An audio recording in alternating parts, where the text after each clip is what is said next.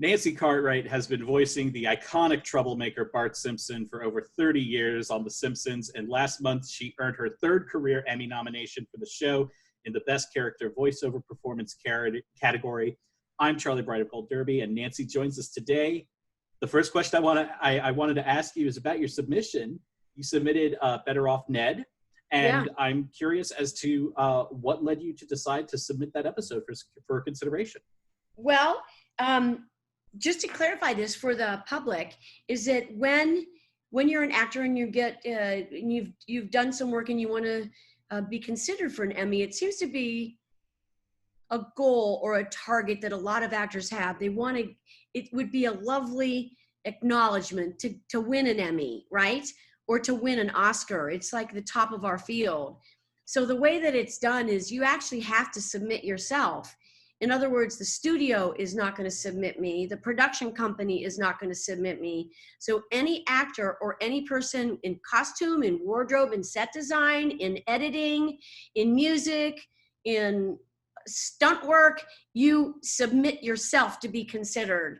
And then the body of the Academy then decides then they vote, you submit yourself and then you get nominated.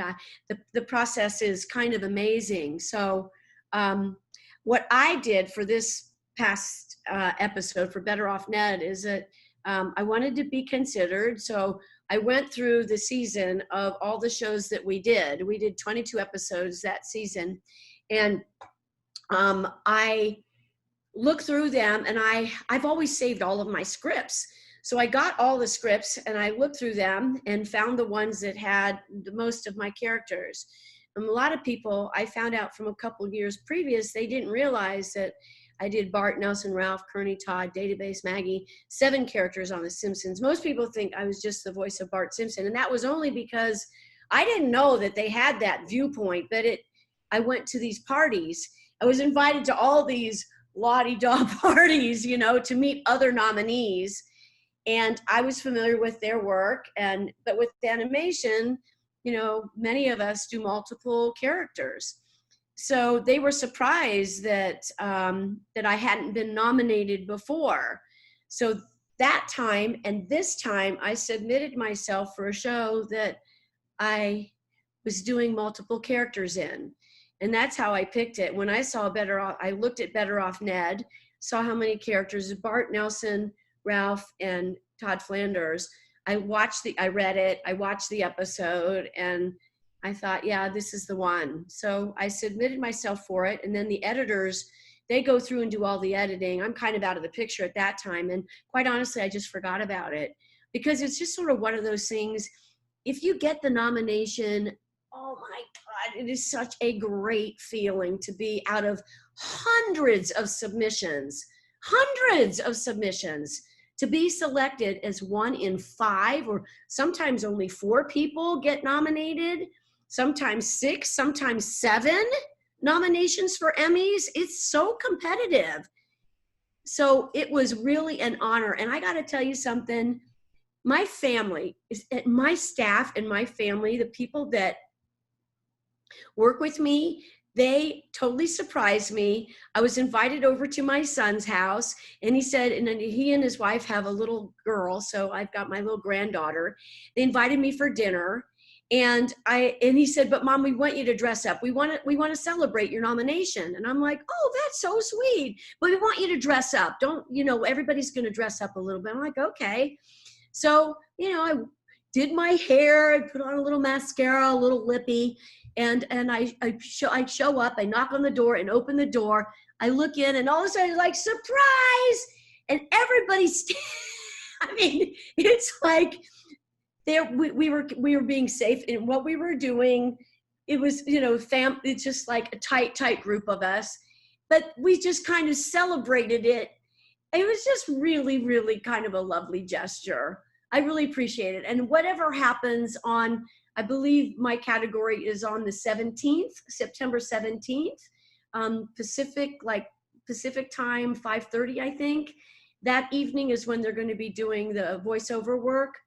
But, and if I win, I win. But at this point in time, I'm kind of like, yeah, it's really an honor. So And it would be very cool to win. it would be. It would be. I mean, you can't deny that. Over the years, you have. I'm curious as to what has been your favorite storylines for Bart, as well as your other characters that you voice, like Nelson and like Nelson Muntz and Ralph Wiggum. Yeah. Your favorite storylines that you've gotten to perform over the years. Oh yeah. Well, I like all the musicals. To me are just lovely. I just think they're so fun to do, and I've always had a little a part of me. I mean, as a kid, I was in a summer youth theater company, and we traveled around Ohio doing musicals, and it was super fun. And some of my training, when I go back and look at that, I go, wow, I'm really realizing that I like to make people laugh. So that was super fun. But the musicals are, to me, that Sherry Bobbins episode, so much fun. And anytime that I sing, whether it's Bart or Nelson Muntz singing, "Papa, can you hear me?" Come on. It's like, I love the singing part, and I think my boys sing a little bit better than I do. So let's see, to answer a little bit more on your question, let's see, episodes, let's see, well, there's an episode where Nelson,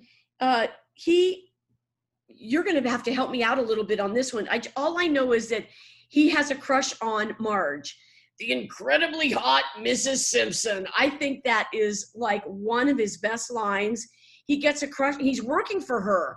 And this is a kid that's a troubled kid. His mom works for Hooters. His dad left the family to go get a carton of milk and never came back. So this is a kid that's, in real life, you look at that and go, that's tragic.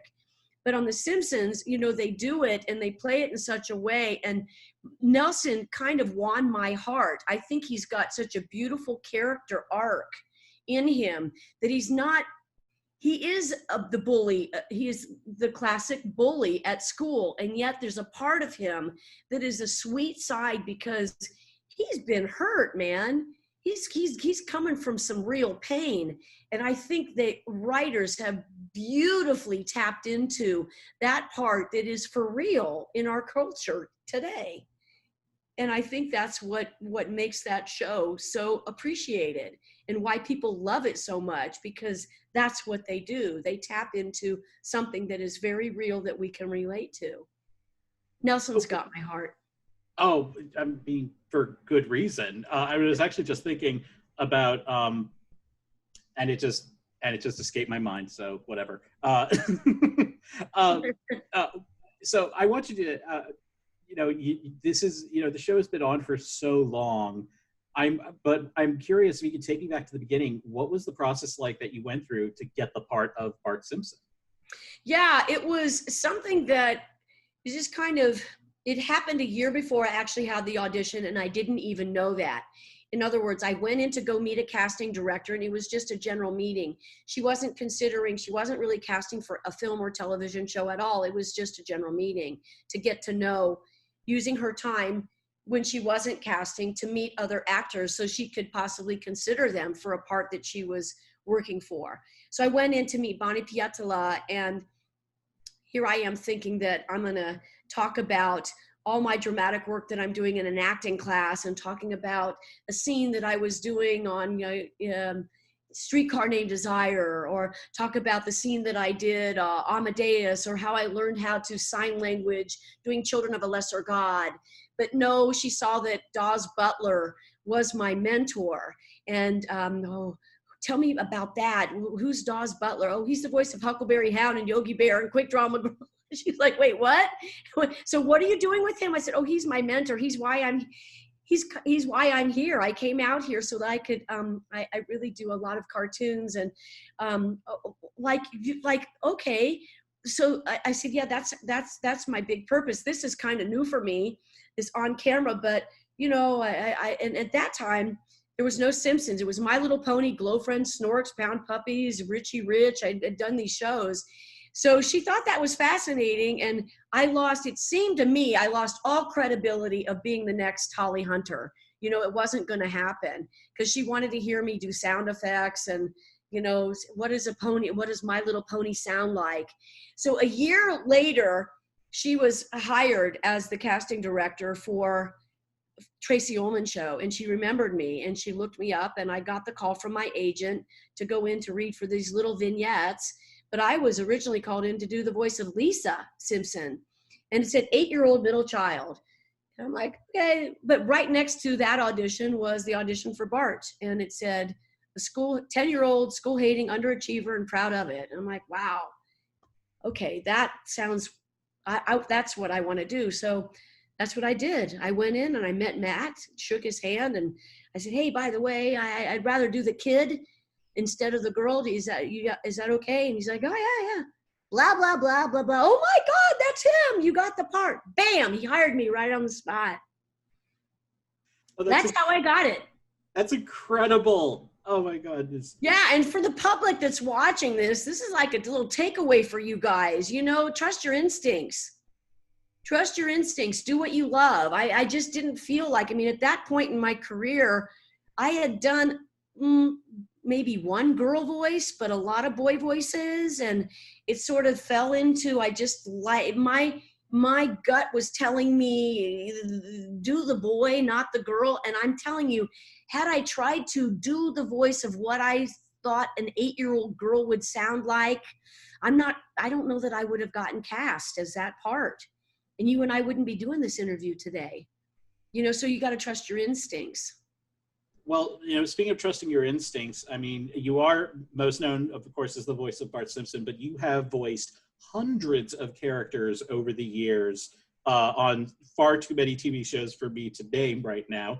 I'm curious as to what are some of the other characters you've voiced over the years that you are particularly proud of? Oh, well, one big time is, and we're in production on this at this time also, is Chucky from Rugrats. I just love Chucky. I just love Chucky Finster. He just like, the only thing I just am concerned, Charles, is there any clowns here? Because I don't like clowns. Now, I have to credit, I did not create that voice. That was created by Christine Cavanaugh. And at one point after, I think they were together for about 7 or 8 years, Chris decided to retire and they needed to replace that voice. And so I was brought in, and that was one of the most challenging things on my career to date, is like stepping into Chucky's boots, because he is such a complex character. He's got adenoidal problems. He's in terror all the time. He's afraid of clowns. He's just like, but there's something about little Chucky that everybody loves Chucky, because he's kind of like that scared little kid that kind of needs to have some protection. And he sort of speaks from the heart of little guys that are afraid to do certain things. And Chucky, it feels like he channels everyone's inner neuroses, even as a young baby. So he's like the neurotic young baby. You know, I couldn't have said it better myself, Charles. You did it. That's perfect.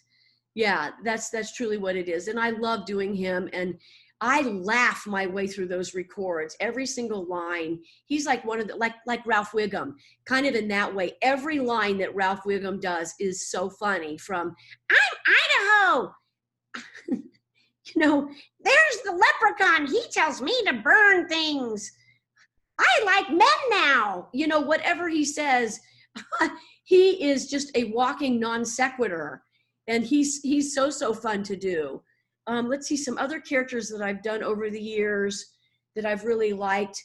I liked Megan. On The Critic.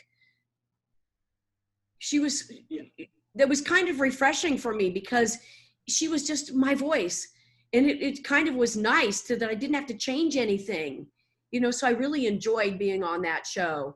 Another one was, I did a show called The Replacements, and this was a real challenge. The Replacements happened after The Simpsons, and I'm like, oh my God, how am I going to come up with another voice? And so what I did was I took sort of like I'm trying to demonstrate it for you. I'm kind of getting my mind wrapped around this. It's a bit of an enigma. kind of took like a Nelson Muntz and a Ralph Wiggum and put them together. And what I got was sort of like, this was sort of the character that I ended up coming up with. And this was Todd Daring, who's this combination of a couple of Simpsons characters. I mean, okay, I got it. I'm giving you some, like, Charles, if you're interested ever in doing voiceovers, just take some notes here, you know, giving some clues to, again, public that watches this that are interested. Steal from yourself even. You not just steal from others, and steal from life. You know, when I saw Mrs. Doubtfire and saw this character, little Mara Wilson, playing that little 6-year-old girl, and she had her 2 front teeth were split. So I'm looking at that going, I think I can do that. So I came up with his voice, his character, and see, my teeth are, I don't have a split there, but I can sort of make it sound like that. You know, so that's sort of a lisp like that. Then there's another way that you can do it. You can sort of come up like with a character like this, and you do a lateral lisp. I've never done that character yet, but that may happen in the future. What about Mindy from Animaniacs? Oh, I wish Mindy, the unfortunate thing, I love her. She's a sweet little nugget, but she doesn't talk much. I love you, Mommy. Bye-bye. Hello, lady. Hi, lady. I love you. Bye-bye. That's about it. She doesn't say a whole heck of a lot, but a sweet little voice. I was only in like, I don't know, 1/5 of the episodes that they had. She's in there with her dog Buttons and a cute, just adorable, fun, easy. Oh, another one that I did was Rufus on Rufus the Naked Mole Rat on Kim Possible. They had to call me in and do all my records separate because Rufus would spit when I do his voices. He would just spit a lot. Anyway. I cannot tell you how one of my best friends, we would just, to end conversations, we would just say, okay, I love you, bye-bye. Yeah, I live a varied life, varied and whimsical, fun, childlike life. I love it. So I mentioned that you had won an Emmy back in 1992, and but I want to. Sorry to interrupt you, but I didn't actually win an Emmy. That's what I was going to say. It was unlike now. It was a juried award back then, and if I remember correctly, your win was announced in advance. If I remember correctly. Yeah. So what was that experience like, getting to go, but already knowing that you had won? Yeah, it was really, actually, I'll tell you, it was the same effect. Because when I'm like, what? They want to give us an Emmy? What do you mean? Yeah, it's a juried award. What's that mean? Well, that's like, there's a board of governors who are, actually up here. They're way at the top of everybody below them. And they're the governors that, I guess, established the organization of the Academy, coming up with these awards and different categories and all that, and rules and regulations that you have to follow. But they came up with this idea because The Simpsons, we were so successful. That's right. It was 1992. We were hugely successful at that time. As long as you could get Fox, and my folks that lived in Dayton, Ohio could not get it when it first came out. But a juried award was, they decided that we were so special that we deserved to have a special acknowledgement. So they decided to give Dan and me and Yardley and Julie, and also Marcia Wallace and Jackie Mason, 6 of us, they decided to give us this special juried award. It's the same thing. I can show you. You see it up at the top there? That's my Emmy. Way up Ruling there. over all it sees. Yeah, this is my conference room. But anyway, it's exactly the same Emmy, and they told us, and I was like, oh my gosh, that's amazing, because it wouldn't be for another, till 2009 until there were enough shows on television to warrant a competition. We were the only ones for the longest time. You can't. do it with just us and King of the Hill, or us and American Dad, or whatever. It just took a while to have enough shows on primetime television to warrant a possible category. So this was a pretty big deal. And it was awesome. I didn't care that it was premature. It wasn't expected at all. Well, it was a great thing, and unfortunately now we can also say that all the main cast members have won Emmys after Harry won in 2016. Yeah, that's right. That's right. Well, Nancy, thank you so much for joining us. This has been so fantastic and just like otherworldly. We wish you all the best at whatever this upcoming ceremony looks like. And to all our viewers, please like this video, subscribe to our channel to get our latest content. And don't forget to go to goldderby.com and use the Gold Derby app to make your predictions and see if you can outsmart the top prognosticators in Hollywood. Thank you so much again, Nancy. Sweet. Thank you, Charles.